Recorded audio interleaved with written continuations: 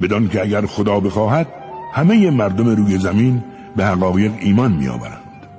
آیا تو می‌خواهی مردم به اجبار ایمان بیاورند؟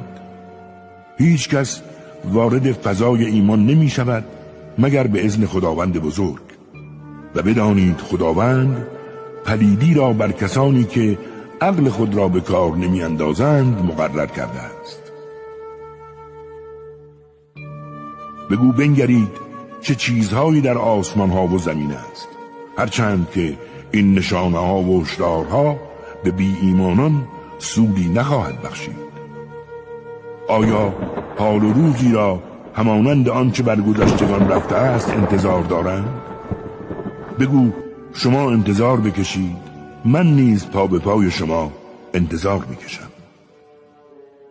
سرانجام پیامبرانمان و اهل ایمان را نجات میدهید